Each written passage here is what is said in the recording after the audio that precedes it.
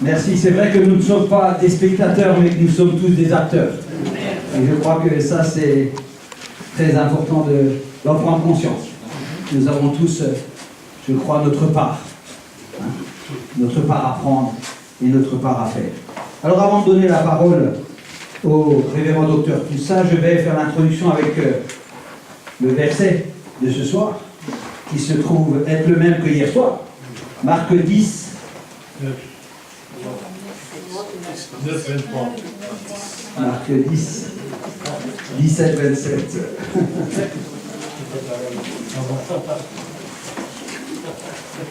« 10, 17, 27. Je vais le lire. Comme Jésus se mettait en chemin, un homme accourut, et se jetant à genoux devant lui, « Bon maître, lui demanda-t-il, que dois-je faire pour hériter la vie éternelle ?»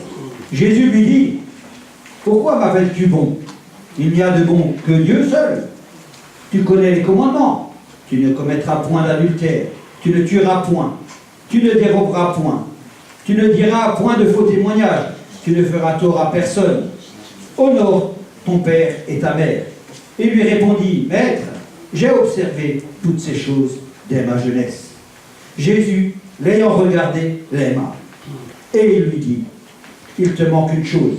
Va, vends tout ce que tu as, donne-le aux pauvres, et tu auras un trésor dans le ciel.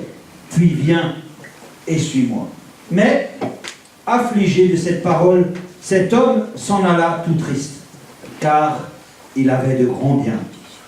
Jésus, regardant autour de lui, dit à ses disciples qu'il sera difficile à ceux qui ont des richesses d'entrer dans le royaume de Dieu. Les disciples furent étonnés de ce que Jésus parlait ainsi. Et reprenant, il leur dit, « Mes enfants, qu'il est difficile à ceux qui se confient dans les richesses d'entrer dans le royaume de Dieu. Il est plus facile à un chameau de passer par le trou d'une aiguille qu'à un riche d'entrer dans le royaume de Dieu. » Les disciples furent encore plus étonnés, et ils se dirent les uns aux autres, « Et qui peut être sauvé ?» Jésus les regarda et dit, « Cela est impossible aux hommes, mais non à Dieu, car tout est possible à Dieu. » Amen. Amen. Je vais inviter le révérend docteur Toussaint. Pour que la parole soit claire.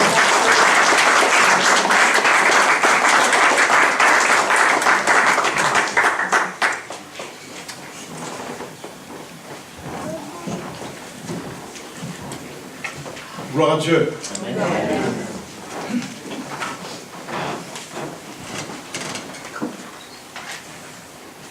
Nous sommes à nouveau ce soir réunis pour recevoir la parole avec joie, la parole du Seigneur. Je veux dire merci à mon Dieu pour le pasteur Dada et son épouse, et puis aussi le pasteur Zalota et la sienne. Gloire à Dieu.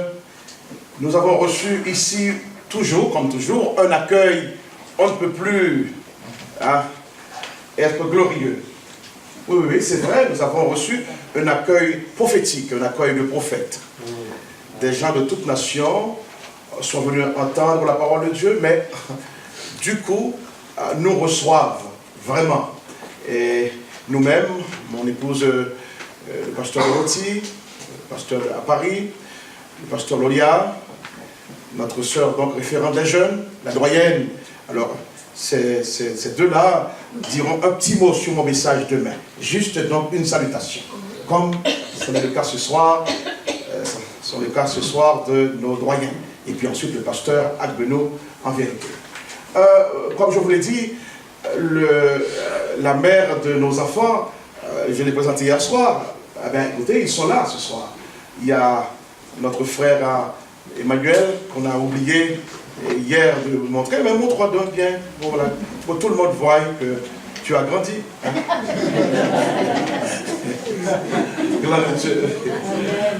Ensuite, nous avons Eliud. Hein? Eliud, oui, on fait alors de décroissance ce soir. C'est celui qui a fait la batterie avec notre frère Antoine. Et puis nous avons notre frère Martin Théophile. Bon, d'habitude on l'appelle Martin, mais c'est Martin Théophile, le 3. le piano, en fait, ce soir. Et puis bon, écoutez, on ne s'en passe pas de Jean Étude, qui est aussi là ce soir aussi. Hier soir aussi, le pasteur Dada ne l'a pas fait, mais c'est important de vous présenter le frère Kili, qui est un habitué ici. Amen. En fait, c'est lui qui a pris le volant. Hein, comme on était tout à l'heure, avec à la maison de notre maman, Erika, je l'ai vue, elle était toute joyeuse, parce qu'apparemment, elle voulait laisser donc la conférence se passer pour pouvoir partir là à la maison. Et lorsqu'elle nous a vus arriver, c'était le ciel vraiment ouvert, comme a dit le pasteur. Ah ouais, elle était toute joyeuse, franchement. Et je l'ai trouvée encore plus jeune, encore plus sympathique en vérité. Amen. Merci au pasteur Dada qui nous y a conduit. Et puis enfin, je voudrais demander un service. Non seulement il faut qu'après nous, qu'il n'y ait aucune dépense à ajouter au pasteur et à son équipe. Et donc comme ça, ensemble, demain, c'est rarement que je dis cela, mais lorsque j'ai vu que les dépenses qui ont été faites, c'est important que nous fassions chacun un don pour la gloire de Dieu. Amen. Amen. C'est important. La deuxième chose, c'est que au moins chaque jour qu'il y ait une personne à la fin de la journée qui aille voir maman Erika. Ça c'est ma demande, parce que les enfants travaillent, mais c'est notre mère à tous. Amen. Amen. Okay, que chaque jour il y ait quelqu'un qui aille voir maman Erika. Je crois que c'est à l'avenue de la République, il faut communiquer ça au pasteur. Charles de Gaulle. Charles de Gaulle, oui, avenue Charles de Gaulle, entre une église et puis une banque. Non, mais le pasteur Dada va communiquer cela pour la gloire de Dieu, Dieu merci. Ça va, pasteur? Je n'ai pas outrepassé mon droit. Hein? Bon, voilà. Mais c'est bien aimé, la parole qui a été révélée à ce jeune homme illumine encore. Cette parole est forme, cette parole bâtit. Elle bâtit l'esprit de toute la génération et de la nôtre et de notre communauté en particulier. Et nous amène, après l'avoir entendu, dans la position que le Seigneur nous a déjà donnée. Nous avons une position. Et cette position nous aide aussi, dans cette parole, à comprendre la vie que nous sommes censés vivre. Doyen, vous venez de très loin pour être ici avec nous, en notre mission unité par la foi, mais c'est vrai qu'ici aussi nous aimons la bonne parole. Nous aimons l'étudier nous-mêmes. Nous aimons l'entendre prêcher ou enseigner. Nous aimons nous réjouir. Nous aimons en vérité la recevoir avec joie. Mais bien aimé, quand nous recevons la parole avec joie, très facilement, elle nous communique la foi et le courage dans notre esprit. La Bible dit, en Christ, vous avez obtenu un héritage. Et c'est cet héritage-là que ce jeune homme était venu chercher. Et c'est vrai, c'est une réalité légale. Un enfant doit rêver un héritage. Il doit vraiment comprendre qu'il y a là aussi un héritage à partager. À partager avec ses frères ou sœurs, mais un héritage quand même. Surtout, cet héritage est divin. Nous devons chacun et chacun demander cet héritage-là. Vous avez besoin de la parole, nous avons besoin de la parole. La parole de Dieu, c'est en vérité la partie de l'héritage que Dieu nous offre. Nous allons l'étudier, nous allons l'y méditer, parce que nous sommes appartenus en Christ, à Christ. Et lui-même s'en charge de nous dévoiler cette parole. Et en vérité, cela va devenir notre expérience vitale. La Bible dit que c'est par la connaissance que le juste sera délivré. Amen. Proverbe 11:9. Par la connaissance. S'il n'y a pas de connaissance, il n'y aura pas de délivrance. Parce que la délivrance ne se transmet juste donc par une baguette magique ou juste par une expérience prophétique. Les justes sont ceux qui ont la nature et la vie de Christ dans leur esprit. Je répète cela.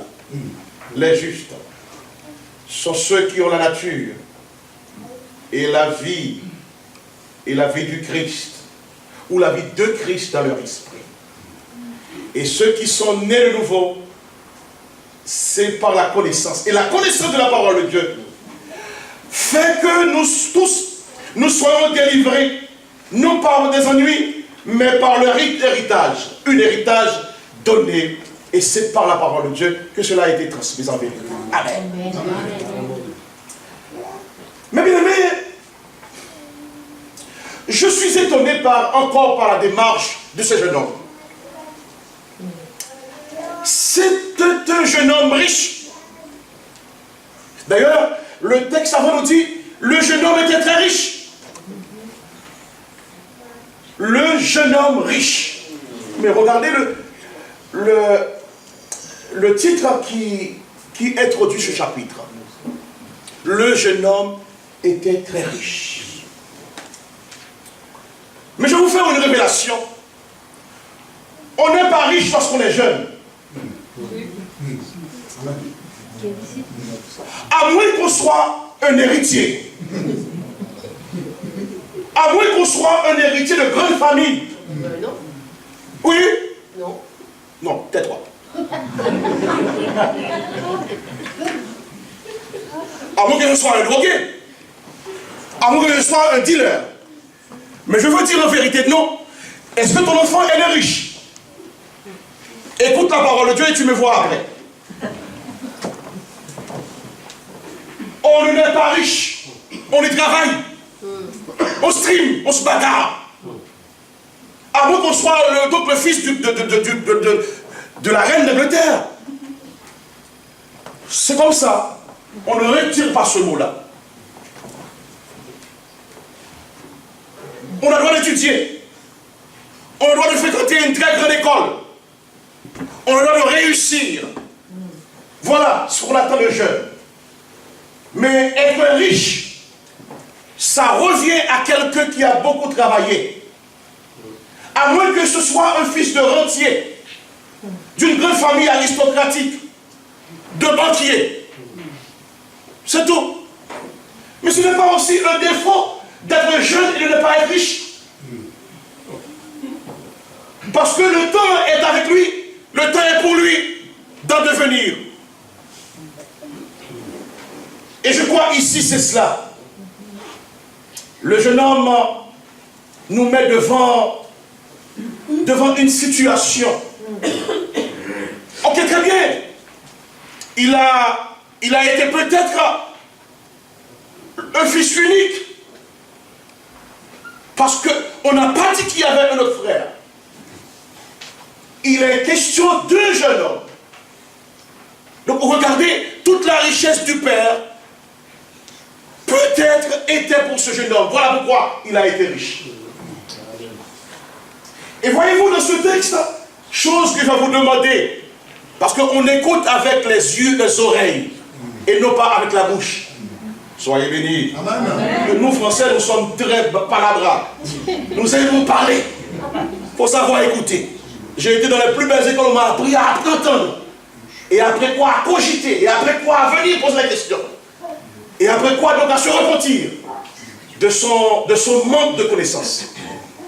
Le problème en vérité de nous tous, c'est le manque de connaissances.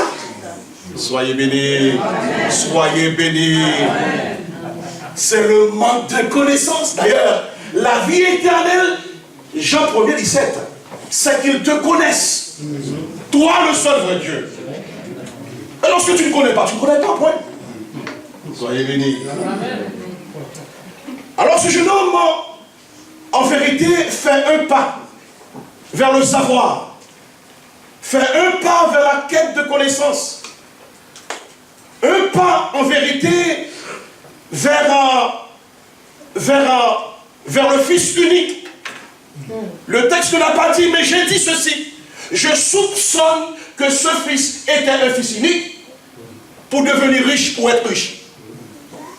Et donc, étant Fils unique, il se convergeait vers le véritable Fils unique pour en tout cas échanger la vie de riche. Soyez bénis. Amen.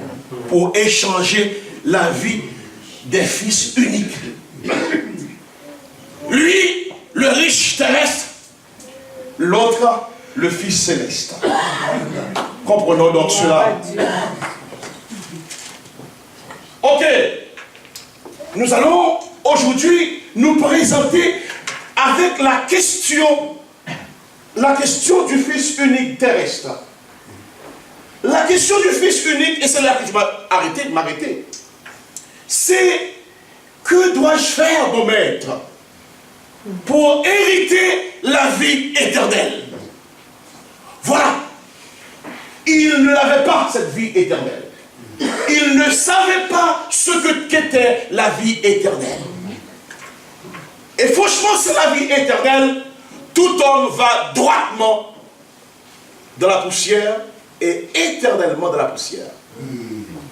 Alors que le Fils unique se révélait comme étant non seulement la vie, mais aussi la résurrection et la vie. Amen. Soyez bénis. Ah. Tout à l'heure, j'ai vu, mon frère a conduit donc sa louange dans les paroles de la résurrection. Le mot résurrection vient du mot grec egeiro, qui veut dire tout simplement vivre tout réveillé. Amen. Donc même quand on est mort, mais on est mort tout réveillé. Vous ne connaissez pas David? David a dit un jour: quand je marche dans la vallée de l'ombre de la mort, quelqu'un qui est mort, il marche dans la vallée de l'ombre de la mort. Vous l'avez compris, vous? Quand je marche dans la vallée de l'ombre de la mort, je ne craindrai aucun mal. Amen. C'est-à-dire que les gens qui portent donc le signe de la résurrection sont capables en vérité de marcher pas comme les vivants morts, mais comme les vivants ressuscités. Amen. Il y a beaucoup de nuances là-dedans. Mais nous revenons à la question. Nous ne fuyons pas la question. La question, c'est la vie éternelle. La toute question, c'est la vie éternelle. La grande question, c'est la vie éternelle. Pour un homme riche, pour un homme qui était un fils hérité. D'ailleurs, il connaissait qu'est-ce que ça veut dire hériter. Donc voilà pourquoi il a demandé à hériter, non pas son père, mais à hériter la vie éternelle. Mais qu'est-ce que c'est que la vie éternelle? La vie éternelle, c'est une vie qu'on ne connaît pas. Parce que c'est la vie de quelqu'un qui ne respire pas le même air que nous. C'est quelqu'un qui respire l'air de l'esprit. C'est quelqu'un qui n'a pas besoin d'oxygène. C'est quelqu'un qui est parole. Et la parole fait en sorte que l'on puisse vivre la vie éternelle. Amen. Si on ne connaît pas la parole, alléluia, si on ne vit pas avec la parole, l'on ne pourra pas prétendre la vie éternelle. Soyez encore bénis. Il demande la vie de Dieu. Il demande à vivre comme Dieu. Il demande à vivre étant Dieu. Alors il s'accrochait mais à ses richesses personnelles, à ses richesses d'héritier, et j'en passe, à ses richesses de fils unique, et en vérité à d'autres richesses. Ok, je vais vous faire découvrir les quelques textes de la vie éternelle tout à l'heure, mais je vais vous faire comprendre avant d'arriver à la vie éternelle, il faut connaître qu'est-ce que c'est que la valeur de la vie. Parce que lorsque Dieu nous permet d'être sélectionnés, vous n'avez jamais entendu cela? L'homme, la femme que tu es, l'homme que tu es, était déjà juste un germe. Et ceux qui sont dans le domaine biologique, ils savent que c'est par une lutte, mais une lutte de 20 millions de morts pour que tu deviennes ce que tu es aujourd'hui. Quelqu'un n'est pas juste comme ça sur terre. C'est quelqu'un qui a été sélectionné pour être qui il est. Il faut savoir la valeur que Dieu a placée lorsque les 20 millions de spermatozoïdes, mais oui, ont été éliminés pour que tu deviennes la femme. L'enfant d'abord, la femme que tu es et l'homme que tu es. Et vous pensez que cette sélection, c'était pour que tu te perdes? Il faut savoir la valeur de la vie. Un homme du nom de Moïse a prié ainsi: Seigneur, apprends-moi à m'assagir, à compter mes jours. J'aime ces gens qui disent aujourd'hui je me fais 50 ans. Compte tes jours. Il a dit, Dieu donne donc de vivre 70 ans. Et pour les plus robustes, à 80 ans.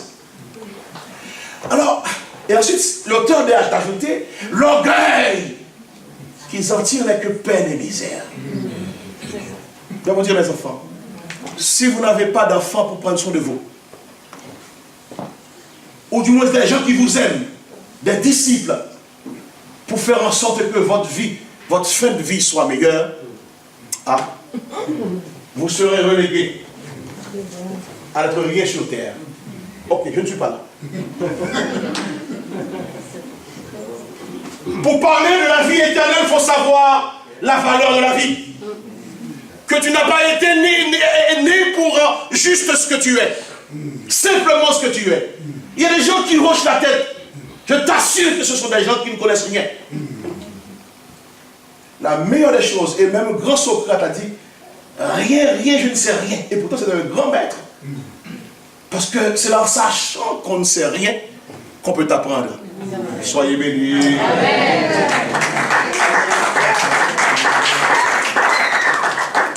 La vie éternelle.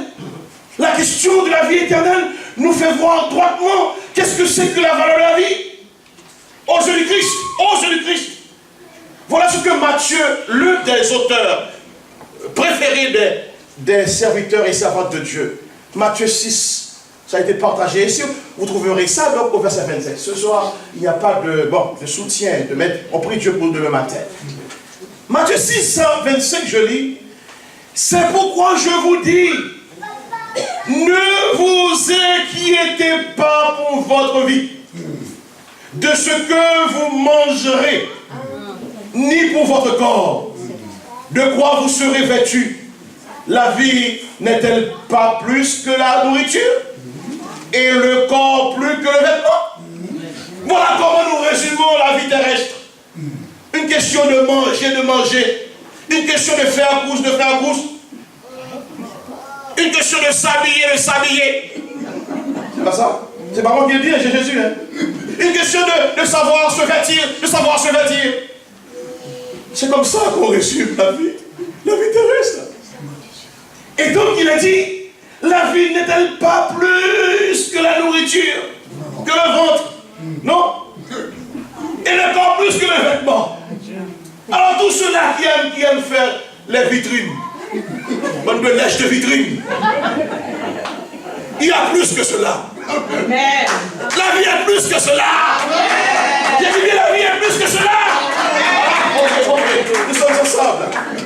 Oh, je m'en vais parce qu'il y a un temps, même, qui est donné. Mais je prendrai mes 25 minutes restantes. Oui, c'est vrai que... Allez, allons-y plus loin. Outre la valeur de la vie, Le but du Christ, le but de Jésus que le jeune homme a rencontré, c'était de lui faire comprendre que lui-même est la vie. Amen. C'est de lui faire comprendre, ok, tu m'as vu, j'aime tout ce que tu as. Fais comme moi je fais. Je suis un héritier. Fais-moi confiance. Ok, tu seras plus que cela. Je vais vous dire encore qu'est-ce que c'est que la vérité et la vie éternelle. Je vais vous dire une chose très simple. Bien. Mais Christ, c'est la vie. Un jour comme ça, dans le prologue des gens, ceux qui sont des étudiants en théologie, ils connaissent donc le prologue de Jean. Dans le prologue de Jean, justement, dans l'introduction du livre de Jean, voilà ce que nous disons. Au commencement, tout cela, mais au verset 4 du premier chapitre, Jean chapitre 1er, verset 4, il a dit, en elle était la vie, et la vie était la lumière du monde. Amen. Acceptons la lumière. Amen. Acceptons qu'on soit dans les ténèbres. Acceptons qu'on n'est même pas encore dans la lumière. Acceptons qu'on n'est pas encore dans la création. Soyez bénis. Être la lumière, c'est de savoir que hey, c'est la première chose que tu as faite. Lorsque il y avait que les ténèbres, lorsqu'il y avait le tohu-bohu, le désordre, eh bien il a dit que la lumière soit. Amen. Pour mettre frais dans le désordre. Donc, alors, je m'en vais vraiment nous exhorter. Si tu ne vois rien, si tu vois que tout est noir, tout est ténèbres autour de toi, il faut juste te demander à ce que tu sois dans la création. Parce que tu n'es pas encore dans la création. Ah, tu as compris? Il faut que tu voies. Il faut que tu voies comme Dieu voit. Amen. Parce que c'est vrai, cette vie en Christ, c'est une vie abondante. Or, c'est une vie abondante que le voleur ne peut voler. Ah, mais tu sais, bah écoutez, ceux qui ne sont pas en Christ, mais leur vie a été volée. Leur vie est volée, oui. Pas par ça seulement, mais par le temps, par le travail. On se préoccupe à beaucoup de choses. Par le temps pour faire la lèche-vitrine. Beaucoup de temps gaspillé par le voleur. C'est la vie que le voleur ne peut nullement donc détruire, tuer. Mais c'est vrai, hier soir, j'ai rappelé ce texte de Jean 14, 6. Jésus étant donc valeur de la vie. Cette valeur-là, il faut la voir. Il a dit donc moi, vous avez moi. Je suis la résurrection et la vie. Je vais le définir la résurrection. Mais je suis la vie. Mais mon Dieu, il n'a pas dit donc qu'il est en vie. Il est la vie. Donc toute vie concordée sur lui, axée sur lui, sera une vie très christique. Ah. Amen. Une vie très parole. Une vie très parole révélée. Une vie très parole de vérité. Une vie très parole de résurrection. Une vie de délivrance aussi. Vous n'avez jamais vu des vies écrasées, des vies délaissées, des vies, je dirais une vulgarité, des vies pourries. Mais Jésus peut ressusciter cette vie-là. Il est capable parce que lui-même est la vie. Ah, ok. Vous voyez bien, avant de parler de la vie éternelle, il faut parler donc de la valeur de la vie. Il faut dire donc, mais la véritable vie, le véritable sujet de la vie, c'est Christ lui-même. Mais entre-temps, avant de parler de la vie éternelle, il faut savoir qu'est-ce que c'est que la vie spirituelle. Soyez bénis. Il y a une vie spirituelle avant la vie éternelle. Ah, tu n'as rien appris de Dieu et tu veux être avec Dieu. Tu n'as rien fait. Alors c'est qu'il y a un chanteur, je ne vais pas dire son nom ici, ce n'est pas le lieu. Nous sommes tous au paradis, nous irons tous au paradis. Les vieux, les moches, les pauvres, tout le monde au paradis. Mon œil. Alléluia. Oui, il a besoin d'acclamer le Seigneur pour ça. Amen. Ah bon? Tu mènes toute ta vie et tu iras au paradis. C'est ça, oui. il y a une vie spirituelle à travailler. Il y a une vie. Cette vie spirituelle est une vie soutenue par la parole de Dieu. Amen. Amen. C'est une vie assurée par la foi. Une vie qui, en vérité, requiert la mort au péché et soi-même. Un reniement de soi-même. Une vie qui regarde le but suprême de la vie.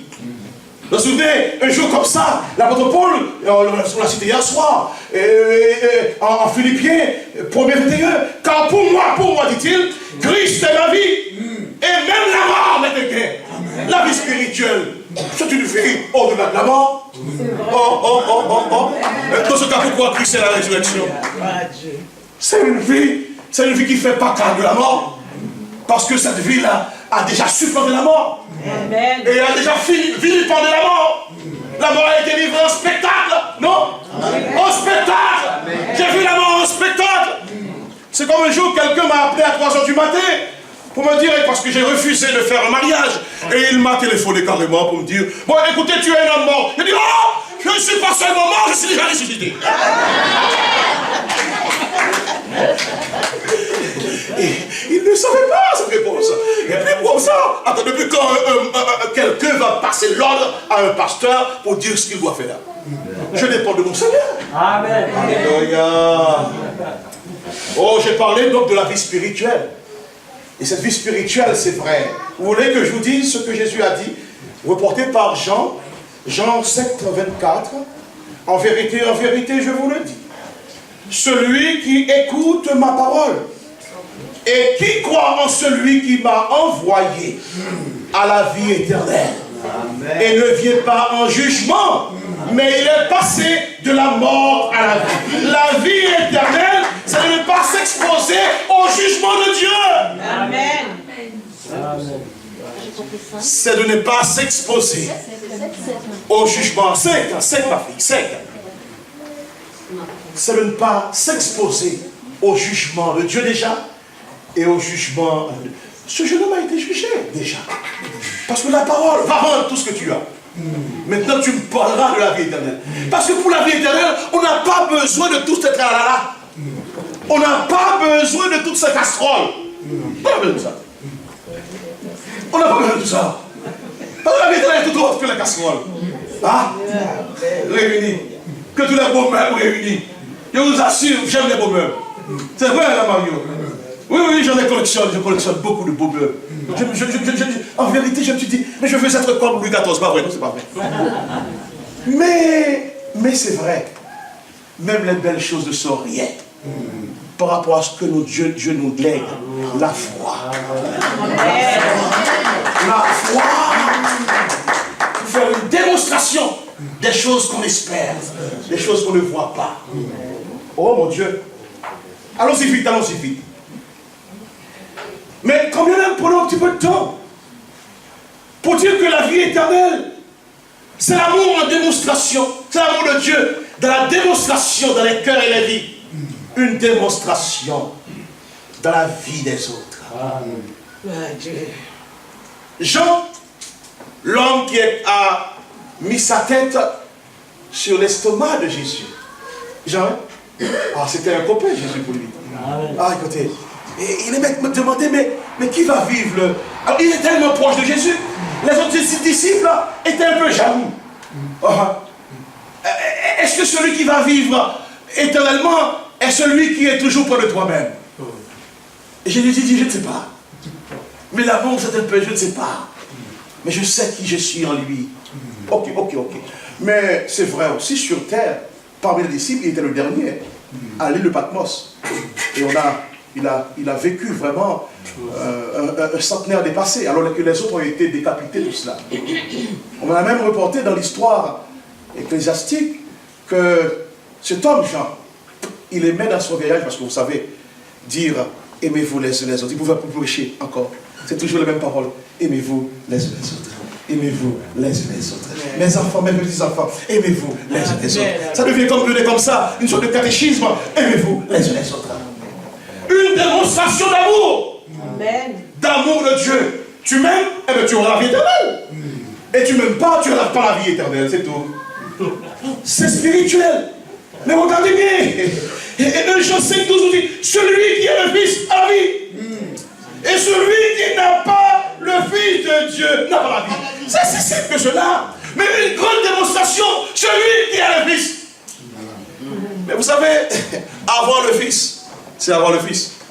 Lorsque tu as quelqu'un, tu dis, je t'ai eu. Attends, il voulait avoir Jésus comme ça.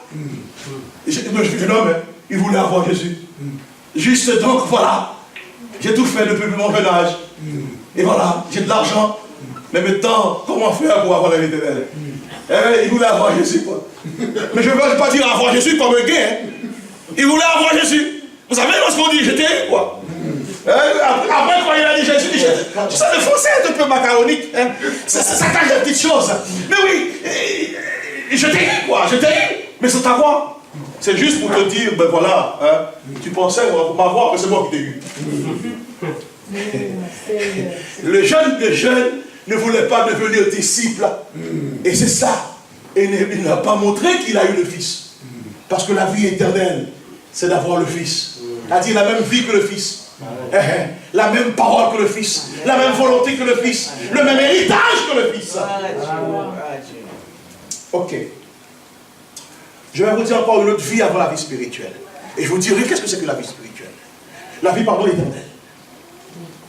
Bien. L'autre vie, à travailler, pardon, c'est la vie régénérée. Ok. La vie régénérée, c'est une vie, une naissance de nouvel esprit. Vous êtes là avec moi? Amen. C'est une naissance de nouvel esprit. Une nouvelle intelligence. Ok. Au Corinthiens, et l'apôtre Paul de dire, mais si quelqu'un est un Christ, non? Oui. C'est reporté de Corinthiens 5, 17. Moi, je ne vous prêche pas, mais vous savez, ces textes sont bien pour pouvoir vous dire la vérité. Si quelqu'un est un Christ, qu'est-ce qu'il est? Il est une nouvelle créature. Une nouvelle création. Une nouvelle créature. Une créature, mon Dieu, merveilleuse. Oh oui, une créature merveilleuse. Les gens s'étonnent de cette vie-là. Les gens ne peuvent pas comprendre cette vie-là. Les gens en parlent de cette vie-là. Mais est-ce que les gens parlent de toi, même en mauvais, tant qu'ils ne parlent pas en mauvais de toi, c'est qu'il y a un problème, tu ne déranges personne. Ah. C'est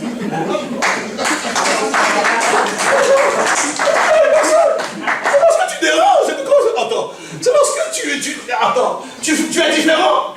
Oh, je ne vous dis pas comment on parle. Mais chaque fois on me voit. Mais on me voit avec un œil glorieux. Mais vous savez, dans notre langage, on dit, les gens mauvais, ils parlent de toi parce qu'il est mauvais. Il va toujours dire des choses mauvaises de toi. Soyez bénis. Mais comment tu peux savoir qu'une personne mauvaise va parler de bien, spirituellement de toi? Mais non. Soyez bénis. Jésus bien l'a dit, hein? Ok, tu as compris cela. Une vie régénérée. Cette vie-là, c'est une naissance de nouvel esprit. Voilà, si nous prenons donc un texte ancien, un texte prophétique, là où les gens étaient réduits aux ossements desséchés. Ah, vous avez compris. À l'époque des Israélites, ce peuple était dans une situation où il a cessé d'obéir. Et il était réduit donc à la servitude. Et là donc, on les a transportés bien loin de leur folie d'être peuple de Dieu sans servir Dieu. Et puis là donc, ils étaient en Babylone et ils pleuraient. Oh, le psaume 133 nous rappelle cela. On leur demandait de chanter par dérision des cantiques de Sion sur une terre étrangère. Et là, se souvenant, ils se disaient, mais attendez, quelle bêtise! Nous n'avons pas su aimer notre Dieu. Nous n'avons pas su, en tout cas, le glorifier. Nous n'avons pas su nous comporter comme des héritiers. Et voilà où nous en sommes. Et ils se disaient, mais comment pourrions-nous chanter des cantiques de Sion sur une terre étrangère? Mes chers amis, lorsque maintenant ou après leur repentance, Dieu leur a envoyé un prophète. Vous connaissez ce prophète? Ézéchiel. il a vu une vision. Le peuple était un peuple désossé. Un peuple donc, il ne restait que des os. Mais c'est à ces os que Dieu a demandé à notre homme de parler. Amen. Et voilà ce que nous lisons en Ézéchiel 36, 26. Je vous donnerai, après ce repentir, un cœur nouveau. Et je mettrai en vous un esprit nouveau. J'ôterai de votre chair le cœur de pierre et je vous donnerai un cœur de chair. Je ne vais pas commenter, mais vous savez, si vous avez un problème cardiaque, si vous êtes en attente d'un nouveau cœur, c'est un autre cœur de chair qui doit remplacer dans un corps de chair le cœur malade. Soyez bénis. C'est une contre-nature de mettre donc dans le corps un cœur de pierre. Et très souvent, nous sommes réduits par rapport à Dieu à avoir un cœur de pierre. Alors que c'est vrai. Le nouvel esprit demandé, c'est un cœur naturel pour une chose surnaturelle. Amen. Soyez bénis. Amen. Croire, c'est une chose surnaturelle. Et un cœur de pierre ne peut pas hériter, ne peut pas espérer, ne peut pas croire. Il faut un cœur tout bonnement charnel. Ok, bassement charnel, pour commencer par aimer. Pour commencer aussi par aimer Dieu et les choses de Dieu. Je me vais justement m'appliquer pendant 5 minutes, ces 10 minutes restantes à vous rappeler, ok, que cette vie régénérée est une vie de nouvelle créature. Cette vie régénérée est une vie nécessaire au salut. Cette vie régénérée est une vie en vérité de parole de Dieu, une vie de parole de Dieu. Seigneur. Le frère Paul, Pierre, le premier des apôtres, a noté ceci pour nous-mêmes. 1 Pierre 1er 23. Vous qui avez été régénérés, non par une semence corruptible, mais par une semence incorruptible, par la parole vivante et permanente de Dieu. La parole de Dieu doit être permanente. Amen. La parole de Dieu doit être vivante. Pour une vie régénérée. Ne parlons pas de vie spirituelle s'il n'y a pas une vie régénérée. Soyez bénis. Il a dit, vous qui avez été régénérés. Si vous êtes né d'une famille orgueilleuse, une famille aristocratique, une famille qui dépasse notre famille, il y a lieu, n'est-ce pas, de ne pas considérer cela comme un acquis pour la vie spirituelle. Lorsque je suis arrivé ici pour faire de l'agronomie, par la grâce de Dieu, on venait d'une famille, oh mon Dieu, on nous disait, c'est ici que j'apprends qu'on était pauvres. Mais je vous assure, on nous a élevés pour ne jamais considérer que nous sommes pauvres. Amen. Et là, arrivant ici, oh, j'ai bifurqué et j'ai fait de la théologie. Mais en faculté, on nous demande donc de choisir, en théologie pratique, matière de montrer qu'on peut être pasteur demain. Avant qu'on me donnât la chair des églises malgaches, on m'a fait passer une année à me traîner dans la ville de Paris avec un aveugle. En fait, on dit un non-voyant. Je ne sais pas qu'est-ce qu'il y a la différence entre le non-voyant et l'aveugle. Lorsqu'on ne voit pas, on ne voit pas. On est aveugle. Quelle est cette hypocrisie? Non-voyant et aveugle. Eh bien, de par ma famille, et voilà, on me donne ça, mais mon Dieu, j'ai pensé que toute Paris me voyait en train de me balader avec un voyant, avec un non-voyant ou avec un aveugle. Oh mon Dieu, qu'est-ce que les familles peuvent nous donner comme principe? Je n'étais pas de France, je suis venu en France. Comment est-ce que les Parisiens, avec toutes leurs occupations, vont regarder au petit que moi, en train de me balader, de rendre service?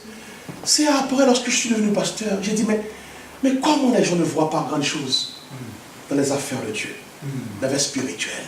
Et cela a été pour moi bénéfique en vérité. Amen. Soyez bénis. Amen. La vie spirituelle, c'est quelque chose. Ok. Je crois vous avoir fait tout attendre. Mais je vais vous dire qu'est-ce que c'est que la vérité. La vérité est là. Ok. Après la vie régénérée, il y a la vie fructueuse. Une vie fructueuse. J'ai dit la vie spirituelle. J'ai vu la vie régénérée. J'ai vu donc Christ qui est la vie. Je vous ai dit donc la valeur de la vie. Maintenant la vie fructueuse. Les psalmistes, les Tehillim d'autrefois, les psalmistes, qui aimaient la louange comme toi, comme nous autres. Ils aiment chanter, danser comme ça. Mais attendez, il a dit, il est comme un arbre planté par le courant d'eau qui donne fruit en sa saison. Vous savez, la vie régénérée, la vie en Jésus-Christ, la vie en Dieu est une vie sans saison. Soyez bénis. Pas une vie hivernale. Ah, des fois, elle est trop dure pour moi. Pas une vie automnale. Ah oui, toutes nos feuilles tombent. Aïe, aïe, aïe, aïe. Pas une vie désertique. C'est quand même la vie fructueuse. Il est comme un arbre planté auprès de courant d'eau qui donne fruit en sa saison. Nous ne connaîtrons pas la saison pour servir Dieu, pour aimer Dieu. Il n'y a pas de saison. Un jour ça va, un jour ça ne va pas. Il y a malheureusement des gens comme ça. Un jour ça va, un jour ça va. On est toujours en train d'occuper la même personne. Alors qu'il y a beaucoup à inviter ici encore. Alors on s'occupe de la même personne. Mais ça tombe, ça se relève. Ça tombe, ça se relève. Mais attends, c'est quoi cette histoire? Ça tombe, ça se relève. Ça tombe, ça se relève. C'est des qui sont avec saison. C'est versatile. Des chrétiens versatiles, des jeunes hommes versatiles. Bah, il faut prendre une décision. Avec ta vie, il y a un problème qui ne va pas. Amen. Ou du moins, si tu vois ce frère est anormalement chrétien, si tu vois que ce frère-là ou cette soeur-là est anormalement chrétien, il faut lui faire une leçon. Amen. Pour qu'il devienne normalement chrétien. Qu'il devienne normalement chrétien. Soyez bénis. Ok, que sa vie soit fructueuse. Que notre vie soit fructueuse ensemble. Amen. Et que nous avancions ensemble. Amen. Alléluia. Ah, le psaume 92, 15 nous dit, 92, 15 nous dit, ils sont encore féconds de la vieillesse. Aïe, ma soeur, mets-toi debout, doyenne. C'est une fille, une jeune fille, qui a 80 ans bientôt. Amen. Et parfois, elle fait comme ça. Amen. Elle fait comme ça, elle fait comme ça. Eh, voyez, mets-toi debout encore. Hein? Attends, ils sont encore féconds. Ils sont encore féconds de la vieillesse. Mais oui, ils prennent le vol. Et ils viennent donc jusqu'ici. Mais oui, outre seulement l'avion, mais aussi des voitures pour séquer le temps à venir ici. Pour voir comment vous êtes beaux aussi. Amen. Asseyez-vous, merci encore. Dieu vous bénisse. Ils sont encore féconds de la vieillesse. Ils sont pleins de sève. Et ils sont verdoyants. Et la vie fructueuse n'a pas d'âge. Ah. La vie fructueuse n'a pas d'âge. Je viens de dire, et c'est pas flatterie. Maman Erika, je t'ai toute belle. Ah, c'est pas vrai ça? Oui, c'était mon pasteur André Traubois qui m'a ordonné pasteur à 22 ans et demi. 22 ans et demi, quelle grâce. Hein? Et il ne parlait pas à la fin de sa vie. Un jour comme ça, à Troyes, on est parti. Dans son Châtelet, hein, c'était un beau petit coin, une bonne petite maison. Et l'homme qui ne parlait pas pendant un moment, un bon temps. Son fils était là, sa belle-fille. Et en arrivant, Dorothy et moi, il se mettait debout. Il a dit, c'est lui. Et son fils de dire, mais mon père a parlé. Oh Seigneur. Oh, que de belles choses, vraiment. Que de belles choses. Oh, je termine avant d'aborder maintenant la question de la vie spirituelle, la question de ce jeune homme. Dans cette phase donc de vie fructueuse, Osée nous rapporte quelque chose. Osée 14, 9. Ephraïm. Oh oui, Osée 14, 9. Ephraïm, qui j'affaire encore avec tes idoles? Je l'exaucerai, je le suivrai des yeux. je serai comme un cyprès verdoyant. C'est de moi que vient ton fruit. Ephraïm, c'est de moi que vient ton fruit. Oh ouais. Si tu veux avoir la vie éternelle, si tu veux être jeune, portant donc la vie de Dieu, il faut savoir que c'est en lui. Amen. Hein? Ephraïm, ton nom peut être dit. Hein? Oui. Hein? Ton nom, mais ton prénom. C'est de lui. Ce jeune homme n'avait pas de nom. Mais toi, tu as le prénom. Débrouille-toi pour poser la question de la vie éternelle. Pasteur, je vais terminer en 2 mots sur la vie éternelle. Et demain, j'aborderai la vie éternelle. Mais je vais vous le faire découvrir, parce qu'on est là pour découvrir, ce n'est pas seulement la prédication. Regardons le texte qui a été encore lu. Je vais vous faire découvrir la vie éternelle. Déjà, avant d'aborder la vie éternelle demain. Parce que ce soir, vous ne pourrez pas repartir sans cela. Nous allons parler d'autres questions pour aborder la chose. Regardez. Je vais vous faire une découverte. Et on reprend donc Marc chapitre 10. Allons-y. Marc chapitre 10. Et vous allez faire la découverte. Et si ce n'est pas une bonne découverte, alors, écoutez, je ne serai pas Christophe Colomb. Non, c'est pas ça. Je vais vous dire quelque chose. Une découverte. D'autres ont fait d'autres découvertes. Ils sont devenus prix Nobel de la paix. Mais aujourd'hui, vous allez avoir le prix Nobel de Jésus-Christ. Soyez bénis. Est-ce que vous n'allez pas repartir sans savoir qu'est-ce que c'est la vie éternelle? Ne me dis pas, il y a des gens, lorsqu'ils ont appris quelque chose, ils disent, je savais ça, menteur. Il faut savoir que ça, c'est une chose que tu dois connaître avant de partir. Soyez bénis. Mais nous aborderons en fond la vie éternelle. Mais regardez lorsque Pierre a compris la chose, le jeune homme est venu dire, mais attends, je suis riche, j'ai tout appliqué de commandement, c'est-à-dire je suis un homme spirituel. Ah, écoutez, on peut même dire qu'il est un pasteur même. Parce que lorsque les gens connaissent trois versets, ah non, ils n'écoutent plus leur pasteur, ils sont devenus un pasteur. Trois versets, sans pouvoir les expliquer. On ne peut même pas expliquer. D'ailleurs, un verset est un problème. On cite encore un verset pour étoffer une problématique. Donc les versets ne s'expliquent pas. Il faut savoir expliquer les versets. Sinon, nous, on ne sera que des bavards. On parle, et puis il n'y a rien. Il faut savoir dire qu'est-ce que ça veut dire ça. Alors la vie éternelle, les jeunes hommes n'avaient pas la réponse. Ils venaient vers celui qui est la vie pour pouvoir avoir la vie éternelle. Mais regardez ceci. Dans le verset 30, parce que la conversation après que l'autre a laissé Jésus. Après lui avoir tourné le dos. Amen.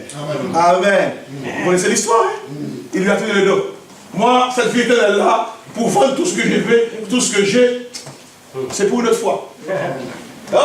La vie éternelle, c'est pour une autre fois.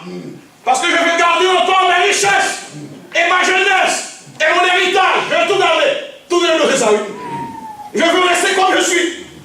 Comme je suis, ne me demandez pas autre chose. C'est moi ou non? C'est comme quelqu'un qui m'a dit, écoute-moi bien, j'ai dit, je veux te voir aujourd'hui ce soir. Et il m'a dit, écoutez, moi je vais te voir aussi. Il a dit quoi? Tu ne peux pas me voir. Moi je suis ici pour qu'on me voie ici. Je ne veux pas voir personne ailleurs.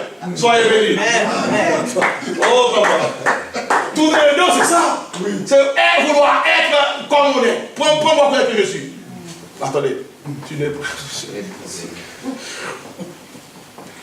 Lorsque le petit a tourné le dos, et Jésus, de regarder ses disciples qui s'étonnaient, ils se donnaient davantage, ils se parlaient entre eux, alors qu'il peut être sauvé.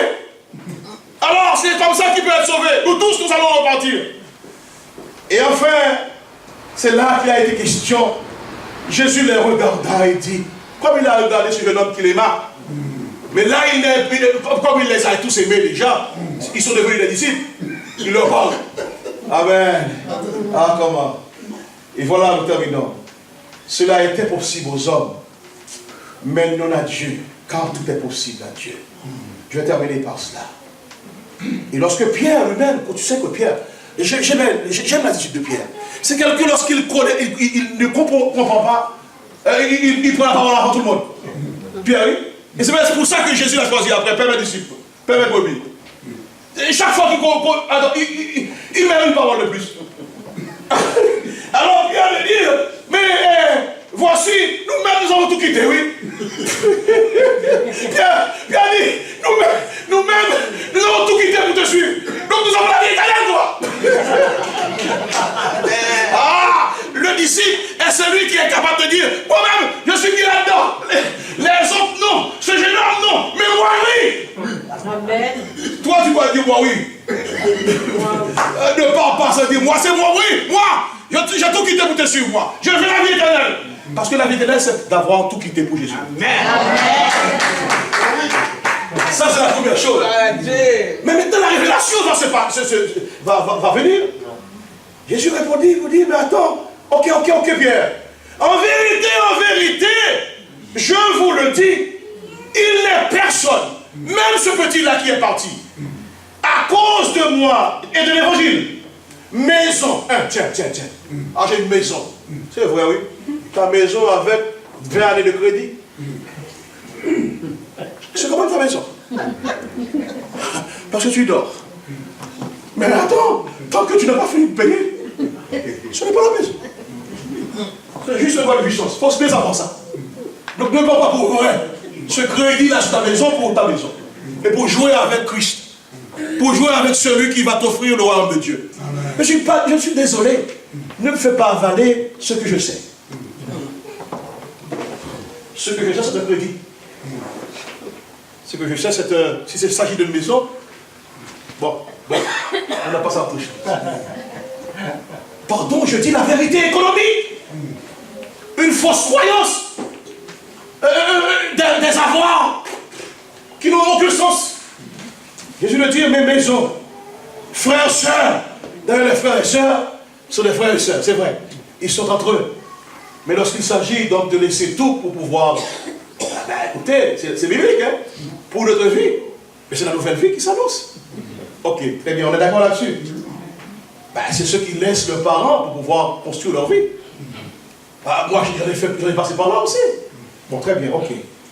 De toute façon, on doit passer par là, tous. Mère, enfant ou terre. Et le petit secret, et nous terminons parce que toi tu peux te lever.